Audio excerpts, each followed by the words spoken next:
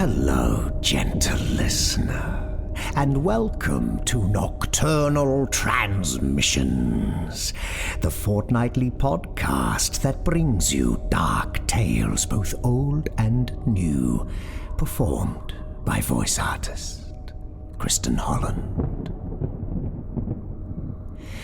This episode, our dark tale, comes from an emerging author who was an Oxford academic prior to his now far more interesting incarnation as a begetter of weird tales.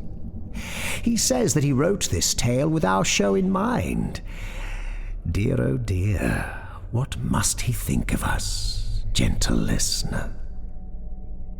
Nocturnal Transmissions is proud to present TERATOLOGY by Dr. Reggie Forrester.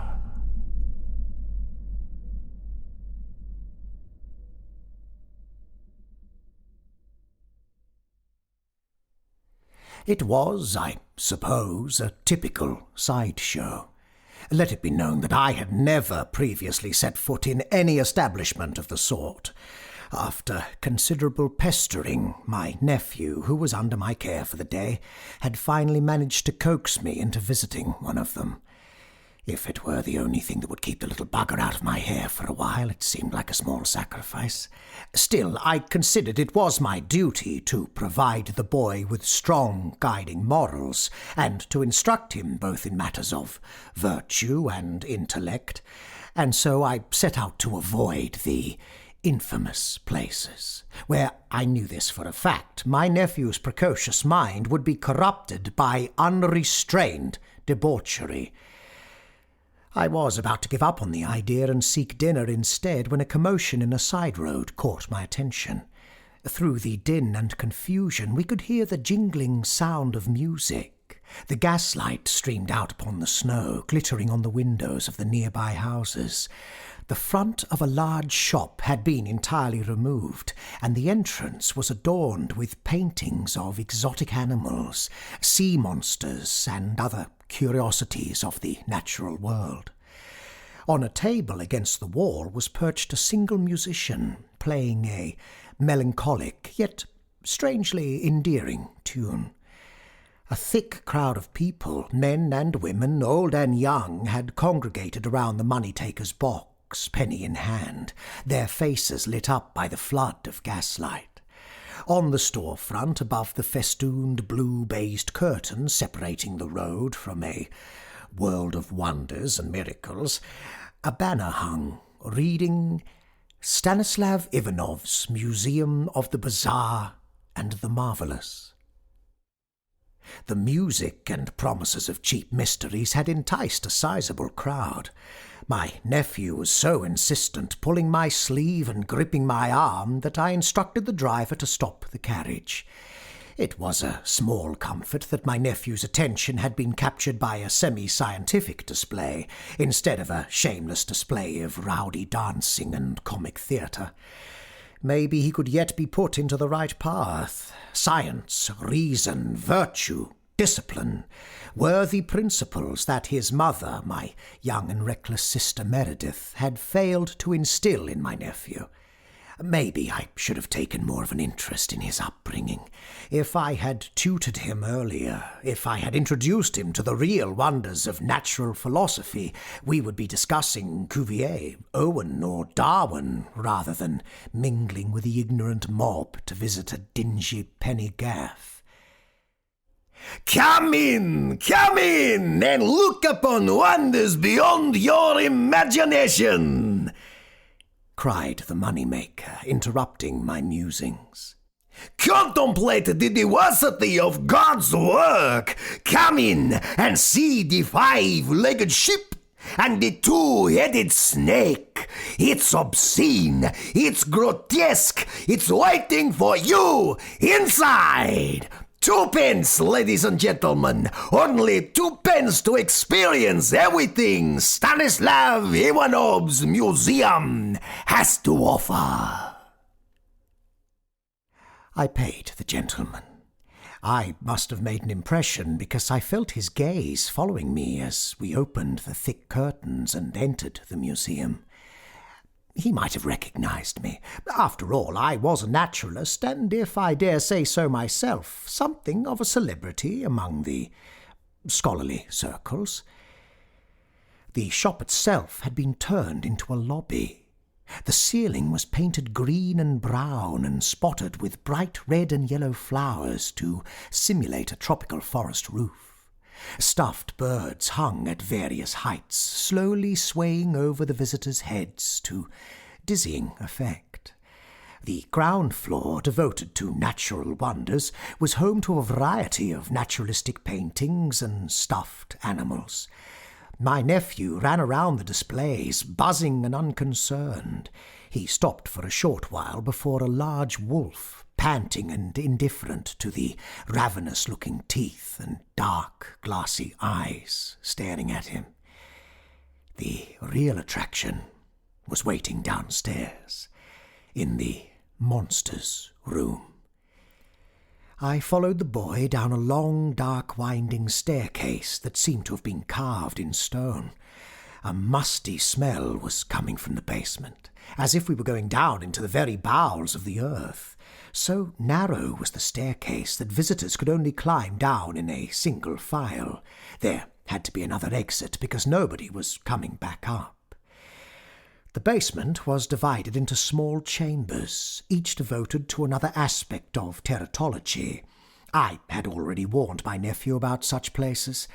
With ingenious lightings, clever waxwork, and a considerable amount of showmanship, unspeakable horrors seemed almost realistic. I, however, as a man of science, would not be fooled even for a minute, and would never allow my nephew to fall for such artifices. I was pleasantly surprised when I arrived at the bottom of the stairs. The room lacked any of the paraphernalia of the laughably grotesque I had expected from a dime museum. Jars of all shapes and sizes were scattered with little to no order on high tiers of shelves. Under the bright, unforgiving light, visitors could observe various limbs, insects, a collection of eyes from many different species, even fetuses floating in formaldehyde.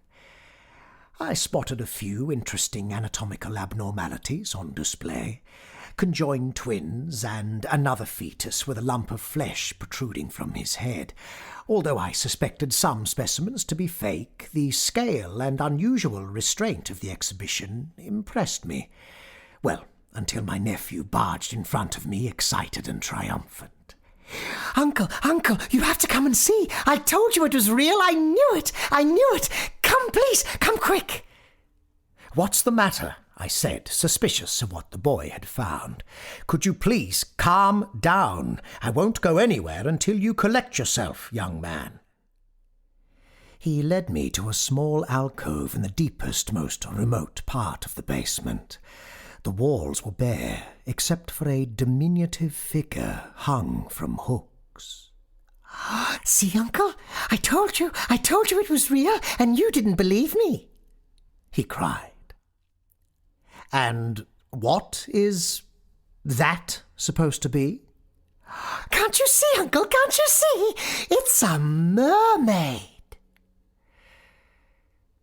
The specimen, no more than 2 feet long, stared at us with empty eye sockets. The lower half of the body was shaped like that of a fish, oblong and scaly. A jagged dorsal fin ran along the back, ending in a damaged tail. From the upper half of the body, just above the rib cage, sprung 2 underdeveloped arms with mummified, webbed hands. I showed my nephew the creature's cranium, covered with sparse patches of thin, discoloured hair. This is clearly a fabrication, my boy. My guess would be that the head and body of a monkey was stitched to a dried fish. My nephew scoffed. Other onlookers had turned their heads towards me, visibly outraged. I would not be intimidated by an ignorant mob, so I proceeded with my rebuttal. Specimens such as this have been circulated around Europe for decades.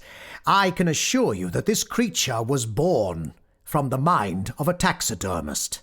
A real animal would never have such distorted proportions. The head is almost a third of the whole body. Look at the shape of the tail and the size of the arms. How could a marine animal swim with these puny things dangling from its body? The audience, I am pleased to say, had grown larger and more engaged. I could not help but feel an intense satisfaction knowing that I was imparting some proper natural science to this group of young minds. Look closely at the transition between the lower and upper body. The bones are mismatched, thin and brittle on the fish side, broader and shorter on the mammal side. Let us not even discuss the obvious clash between presence of scales on the tail and hair on the head. This creature is built without rhyme or reason, and please believe me when I say this, nature does not play tricks for the amusement of the human species. Now then, interrupted a man, his thunderous voice covering my explanations. I think my guests have had enough of your lesson. Professor John Cavendish, I said, extending my hand. Everyone was looking at us. The man seemed to examine my outstretched arm, but did not say anything. You may be familiar with my work. Before attempting to make this pass for an authentic specimen, I suggest reading my publications on the anatomy of... Well, Mr. Cavendish, he said with an irritating emphasis on Mr. The authenticity of my specimen is beyond doubt, for I have caught the creature myself off the coast of the mysterious Fiji Islands on the other side of the globe. Now then, my good people, there are many more mysteries to uncover within the walls of my museum. As the crowd started to disperse, I tried finding my way to the exit when I felt an ice-cold grip squeezing my arm. Not you, mister. I struggled but could not break free. You're coming with me, Mr. Cavendish. The man, Stanislav Ivanov, I presumed, led me into a workroom hidden behind the vaulted alcove. Stacked in a corner were taxidermy instruments, and large heaps of flesh-coloured wax were scattered around the room, confirming my suspicions about the questionable origin of the exhibitions. The man cleared the clutter off his desk, putting away cans of paint and brushes of every conceivable shape and size. A warm glow came from the centre of the room where a furnace used to melt wax before moulding sat on a bed of glowing embers. Stanislav Ivanov, I said, trying to take back a small measure of control. It was never my intention to... What the fuck are you doing here, you damn bugger? What do you think you're doing messing up my show like that? There was a long silence after that. Or maybe it was the shock I experienced which made it appear longer. I tried to collect my thoughts. You see, I had a reputation to defend. I was an academic, an expert in my field. This man, this entertainer, had no business talking to me like that. You think you're so clever, don't you, with all your poxy theories and your rubbish titles, Professor Cavendish, I said, trying to regain some dignity. From Oxford. Now, if you pardon me, Mr. Stannis... Yeah, call me Stanley. The other name's part of the usual claptrap, comes with the job. Nobody'd pay a dime if the man in charge were just another geezer from round the corner. I see. Oh, you see nothing. You know nothing. His voice lowered, but he carried on with increasing intensity. I could smell whiskey and madness in his breath. You think you understand everything, don't you? You Darwinians and Owenites. Even Lamarck was wrong. I talked to the old bugger, you know. I went to Paris to talk to him. Found him in a ditch, raving, blind, poor as dirt. He was wrong. Cuvier, Grant, all the others, all wrong. So wrong they didn't even know how wrong they were. There's no transmutation, no evolution. Species don't alter into one another. There's no organising energy, no life force guiding the growth of life. Only chaos and monsters. Monsters that you create, I said. With this, I pointed at the stacks of wax on the floor. And this, I said, showing the paint and the brushes. Good sir, monsters are not created. They are born. He let out loud guffaws and groans. It's all a matter of perception. Monsters are everywhere. All around us.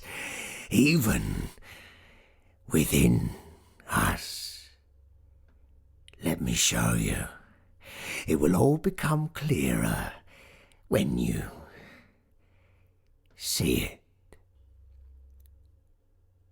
Stanley waddled over to the furnace and stoked the flames. With more light, I could examine the fellow more thoroughly. He was rather tall and unkempt, with a thick black beard and deep, sunken eyes. As he was rummaging around the room, he kept muttering, boasting vaguely about certain primeval things he had been the first to discover. I was about to leave. The ravings of a drunkard held no interest for me, when he put a wooden box on the desk. The wood was dark and smooth, except for 3 lines of etchings on top of the box. I didn't recognize the script. Olmec, maybe, or Indus. I am certainly no expert on the matter, but it looked old, ancient even. It was about 2 feet long, with a circular opening on the front panel. What is this? I asked. What do you expect me to do with this box? Why, put your hand in it and... His voice trailed. You'll see. I am certainly not putting my hand in a box at your behest, sir. It's quite safe. Don't you worry, mister. You can look inside. It's empty and clean. Nothing to worry about. Just an old carney's trick to show you what I mean. After examining the box to my satisfaction, it was indeed empty and looked safe enough. I decided to humour the man. Despite his uncouth demeanour, something about him intrigued me. After all, if what he told me was to be believed, he had read many of the foremost naturalists of our times. My academic interest had been piqued, and I was determined to prove the poor man wrong. I slid my left forearm in the opening. Good, that's it. You can feel your arm tingling, and your fingers twitching. That's right, he said, smiling as he opened the top panel to reveal my forearm. The more it tingles, the more you'll find that your arm gets colder and steadier. That's right. I could indeed feel a chill creeping up my arm and a prickle in my fingers, nothing that couldn't be explained by the awkward positioning of my limb. The narrow opening was cutting off the blood flow, nothing more. The colder it gets, the more alien it seems, like somebody else's arm, or like a strange creature with a mind of its own. Soon you'll find that you can't feel it anymore. The sound of his voice decreased to the point of a soft but constant buzzing. As he was talking, he took hold of the box, a hand on each side. By some mirror trick, my arm started to twist. I couldn't feel it anymore. My heart rate and my breath began to quicken as my arm twisted more and more, bending until it reached an impossible angle. I would have liked to say that I had remained calm, but the performance was getting on my nerves. I pulled my arm back sharply. Stop it now, I said, rubbing my fingers. What's the point of all this? The point was to show you how flimsy your perceptions are. All it took was a little push and... What are you talking about? What perceptions? You think you know so much, but all you're looking for is a world that agrees with what you already believe. You don't know your own arm from a piece of rubber. And you barge in here lecturing me about the transmutation of species. For a moment, you saw another world. I showed you what's hidden beneath the surface. You think that we're some kind of monkeys? That we climbed down from the trees and decided to dress with clothes and to build roads and cities? He laughed, almost choking himself. We're monsters, born out of the dreams and flesh of gods. And like the ancient gods, our undoing will crawl out of our very flesh to topple us. I couldn't stand this lunacy for a moment longer. I backed out of the room looking for my nephew, who was ambling around the exhibit, and left. Everything should have stopped then and there. Barely a week had passed, and my business at the museum was completely forgotten, but it took only a small incident to bring it back to my mind. I had been sound asleep when something woke me in the middle of the night. Still in a daze, I ruled out the usual disturbances. Since I was staying in a room overlooking the college's main quad, I was used to drunken arguments setting off at the most unlikely hours. Even the revels of undergraduates celebrating the end of term didn't wake me up anymore. Possessed by the overwhelming feeling that someone else, or something else, was in the room with me, I dared not move.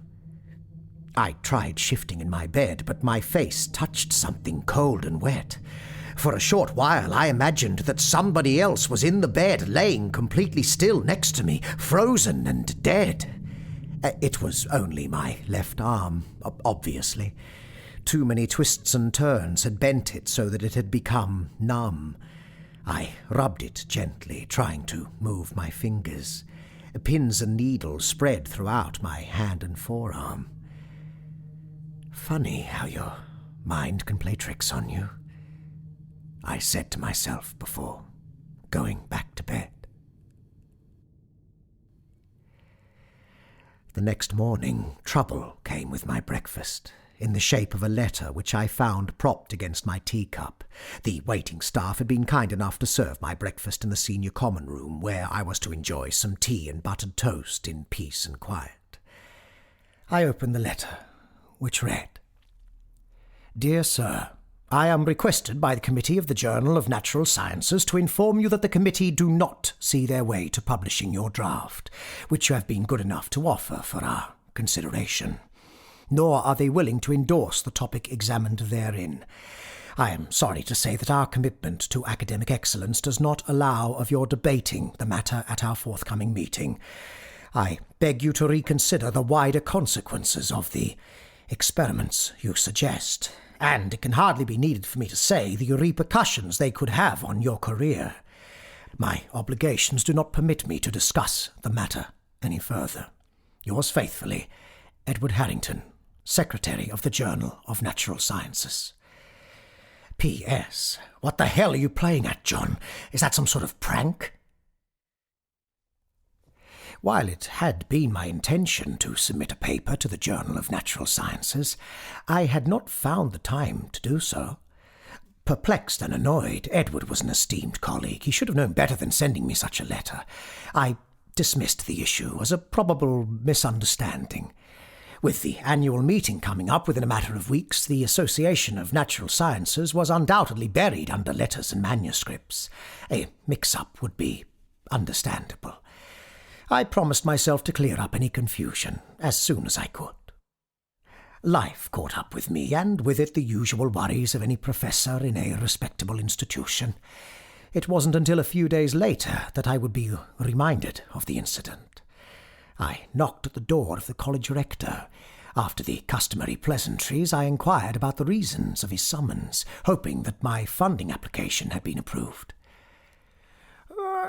Is there anything on your mind, John? Anything I can do for you? You've always been a valuable member of this college. I should think so, indeed. Did I do something to make you doubt my commitment to the college? I asked. Tell me, frankly, what have you been doing to make the secretary of the Journal of Natural Sciences so angry?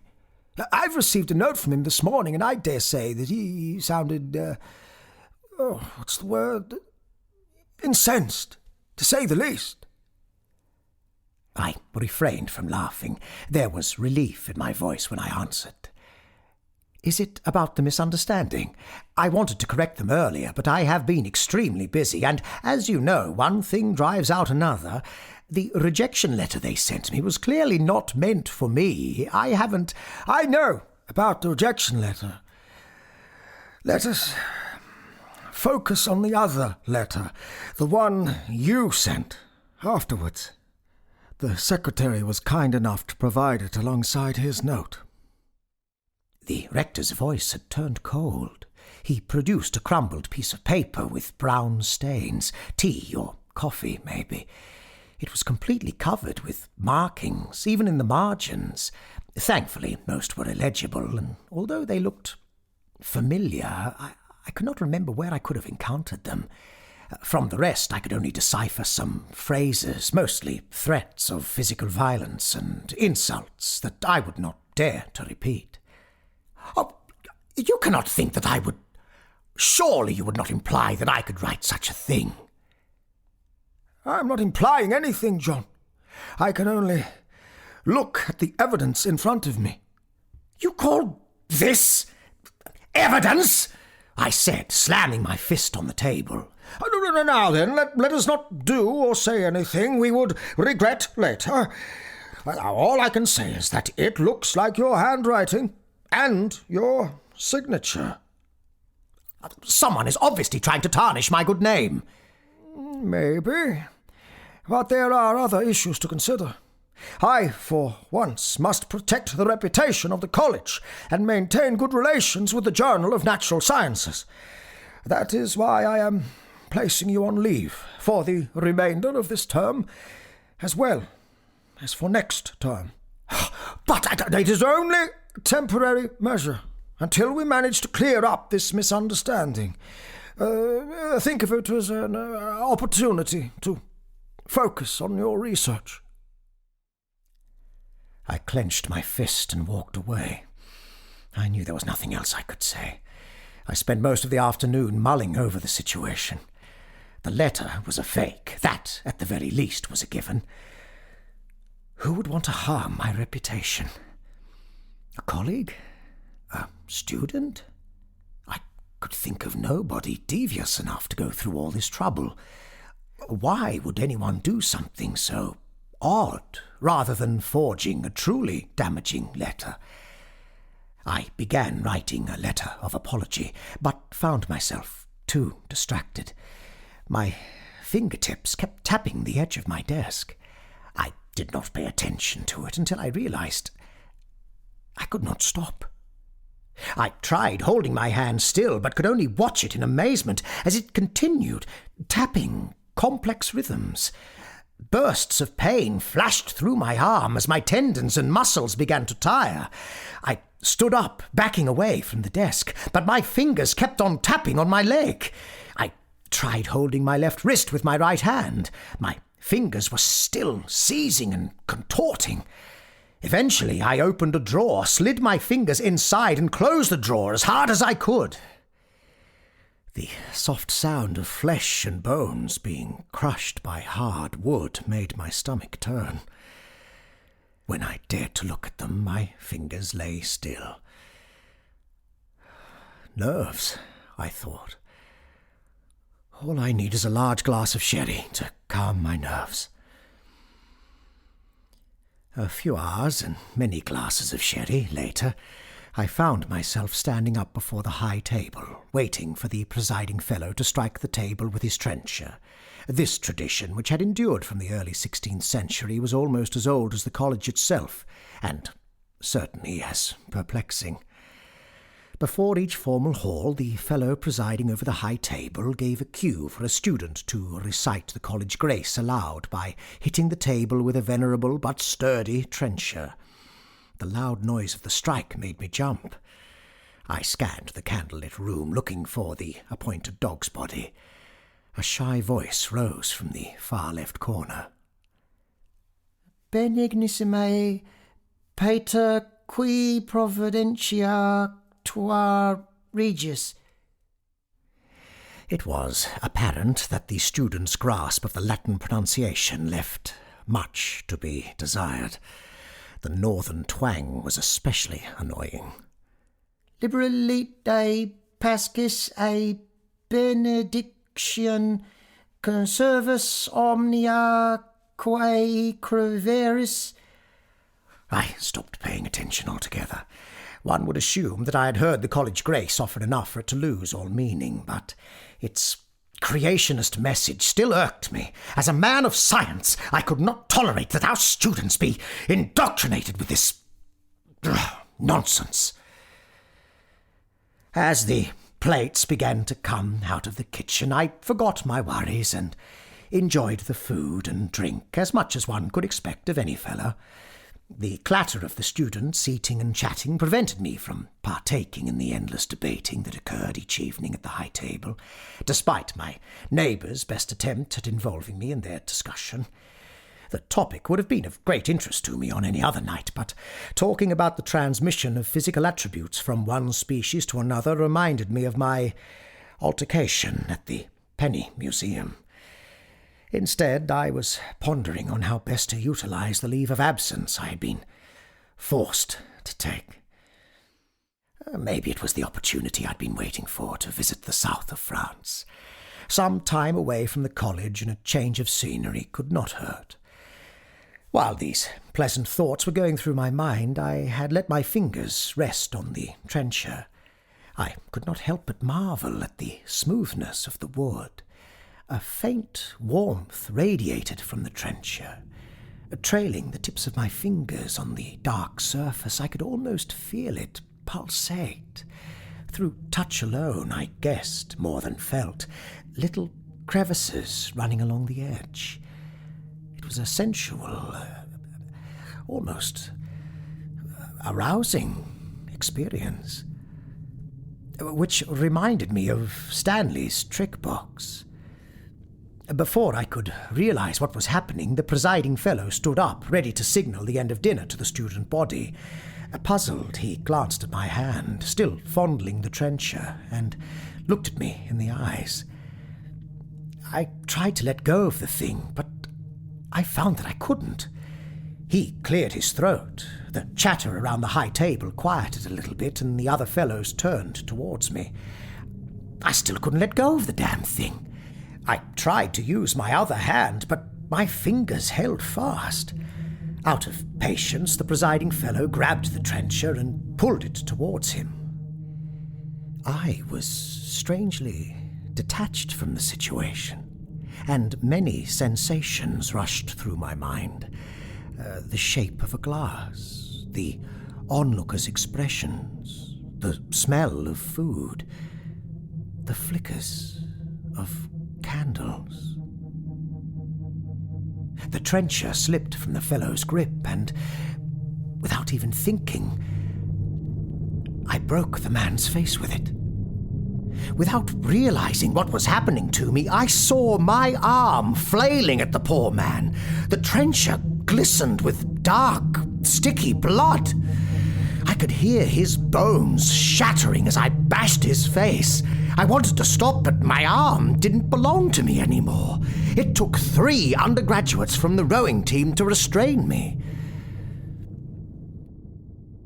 I woke up in the office of Christopher Chapman, the College Fellow of Medicine and a renowned alienist.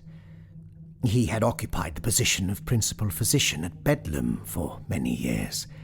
Christopher was also a good friend of mine. Finally awake, I see. He looked at me, affably and seemingly unconcerned, but didn't offer to shake my hand. I don't know what's happening to me, Christopher. First of all, you'll be glad to know that the poor man you assaulted is out of danger. Assaulted? That's a strong word.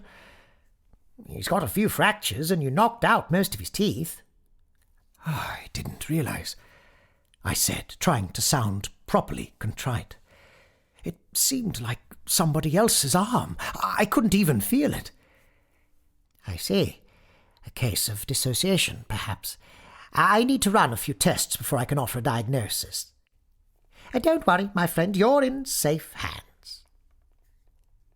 Christopher Chapman was known for his unconventional methods. I had a cursory understanding of what curing the insane might normally entail, and I was relieved that my friend didn't believe in the efficacy of the usual treatments. He checked my vitals, examined my pupils, and palpated my forearm. Pardon me for asking, but are you using drugs? I shook my head. I believe we can rule out physiological causes. Everything seems normal on that front. I must confess that I have never encountered such an extreme dissociative disorder. There's one treatment we could use. He pulled a wooden box from a drawer, and after putting it in front of me, looked at me with a reassuring smile, apparently surprised by my reaction. Don't worry, it's completely painless. In fact, I will hardly do anything. It's your imagination that should do all the work. He opened the box, showing me its mechanism before carrying on with his explanation. It's called a mirror box, and it's typically used to cure the pains that linger in phantom limbs. Seeing is believing, and when you see the reflection of your remaining, or in your case your normal, arm behaving as usual, you trick your brain into thinking everything works fine on the other side. All I could see was a different version of the device that had caused all this. I didn't say a word about it.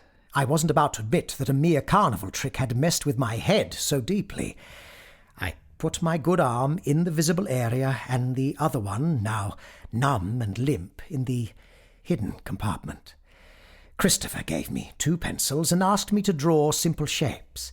I was to try to do the same drawings with both hands. A dotted line, a wavy line, squares, circles, no need to make it difficult. Look at the mirror, try to feel that your other hand matches the reflection. As long as you keep your eyes and your mind focused on the mirror, everything will be all right. I followed the instructions, drawing lines after lines of simple shapes.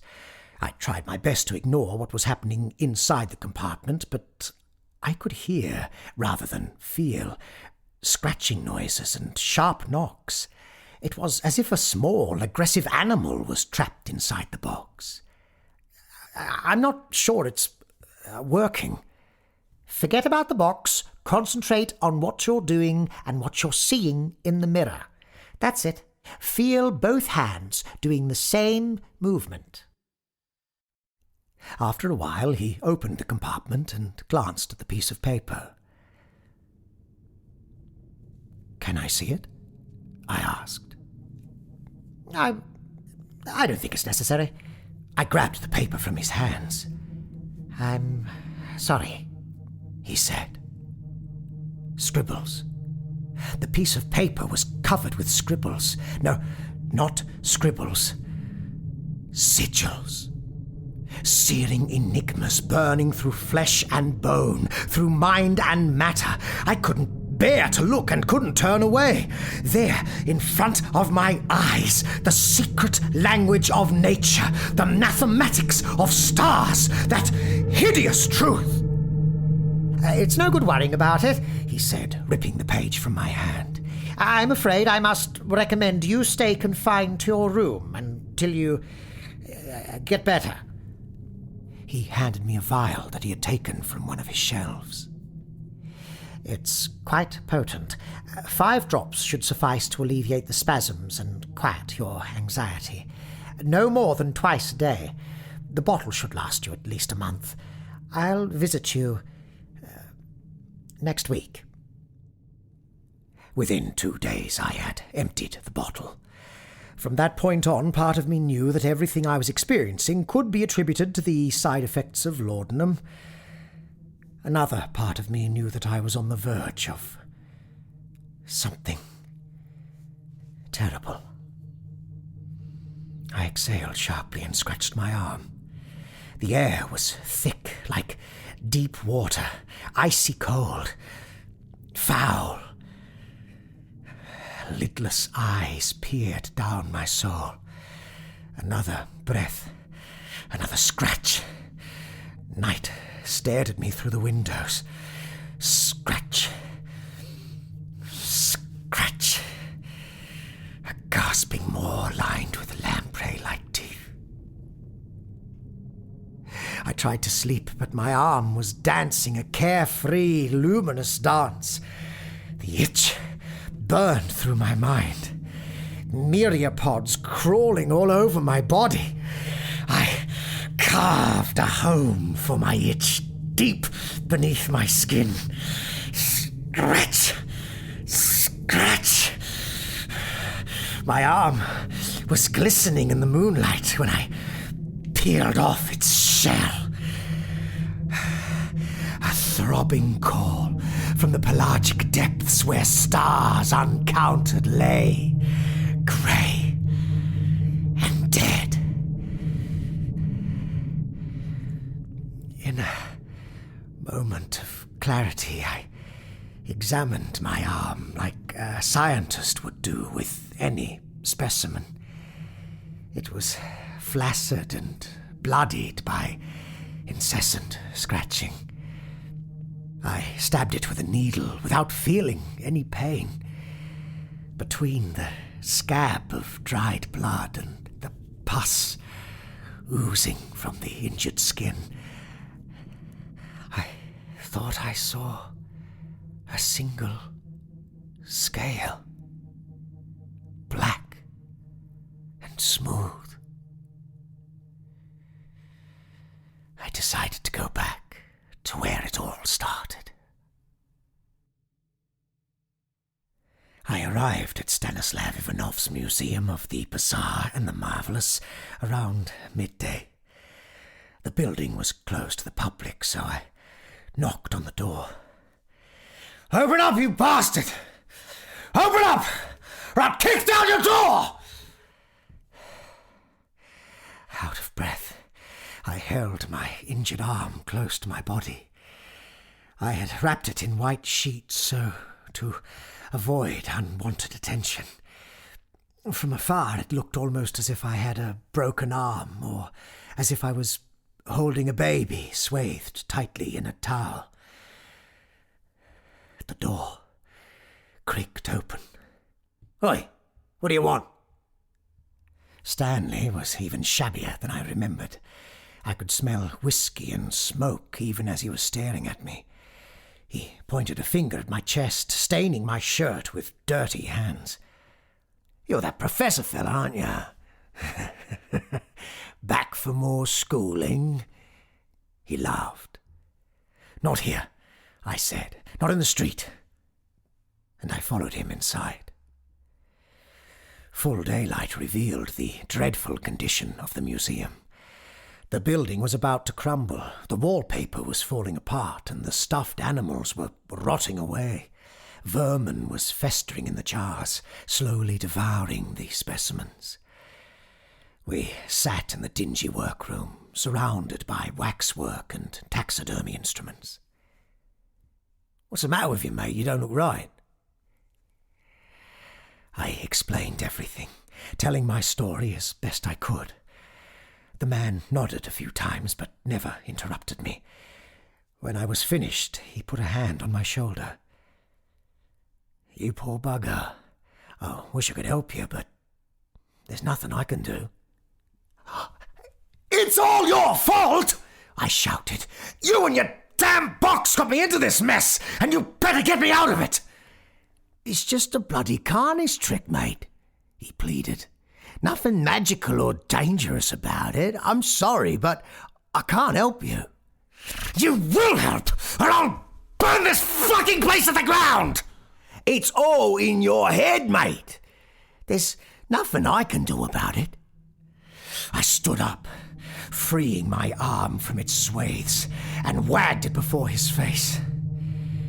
It was flabby and slug-like, as if all the bones had melted. Brown scabs fell off, revealing gleaming flesh covered with scales. The limbs started to flail in the air. Is that in my head? I cried. Don't you fucking dare say that is in my head! Stanley let out a low hiss. Ooh, that's a beauty, that is. Look, mate, you're far gone.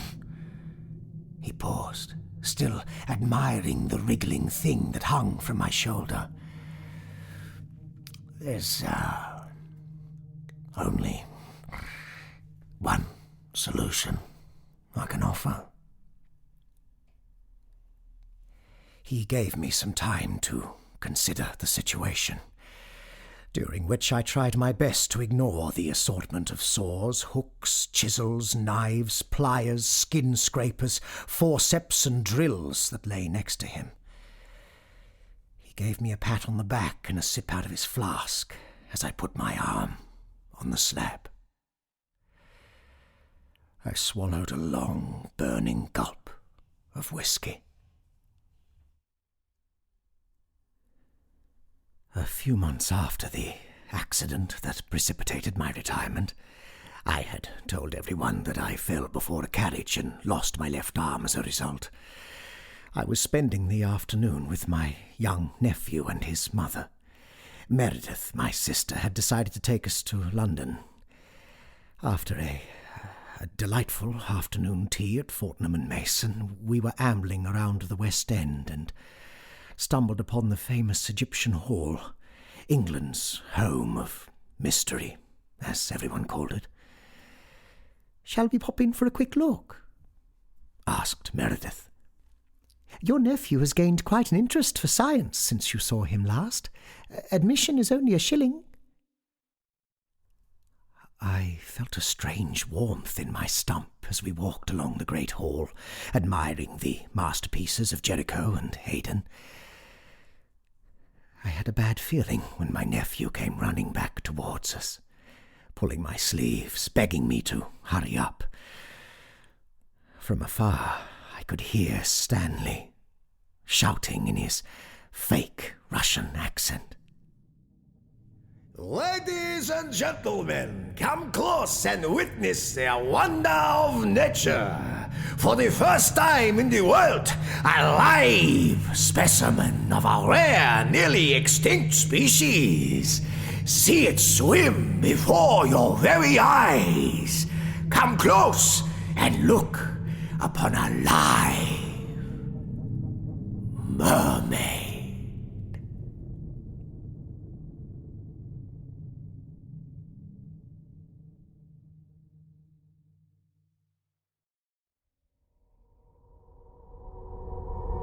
TERATOLOGY by Reggie Forrester. Well, that was fun. I do hope we hear more from Dr. Forrester in future. His type of weirdness is, well, just what the doctor ordered. Now, Acolyte news. We have some new Patreon acolytes to welcome into the fold. Jack Armstrong. Welcome, Jack. Rob Beckman. Hello, sir. Kimberly Cooper. Kimberly, you added an extra $1 to your pledge. Bless your black little heart. Paula Unger. Hello, Paula. I do believe you first discovered us through our humble little YouTube channel. So nice to have you in the Nocturnal Transmissions Patreon subscriber family. Moving up from minion to the heady rank of acolyte, no less. Bully for you, my dear. Oh, and happy birthday for last week, by the way. Many happy returns. Speaking of birthdays, happy preemptive birthday wishes go out to Crystal Haskins, who will be celebrating her birthday next week. Crystal's obviously loving and thoughtful husband Charlie bought her a Nocturnal Transmissions Acolyte subscription for her birthday. Oh, he's quite a catch, Crystal. You should hold on to him. Should we do it? Oh, why not? All together now. Happy birthday to you, Crystal, as well as you, Paula. Happy birthday to you, Crystal. And Paula, happy birthday to you, both of you, of course. Happy birthday to you. Well, it's nearly time to go. Next episode will be our Halloween presentation. We'll have some exciting news to share with you, a brand new podcast logo to reveal, and an exciting new installment of Nocturnal Transmissions Recommends. Sorry, I just didn't have the energy to do it this time around after all that singing. So, get your costume ready, and we'll see you then. This episode was brought to you with the generous assistance of our Patreon subscribers.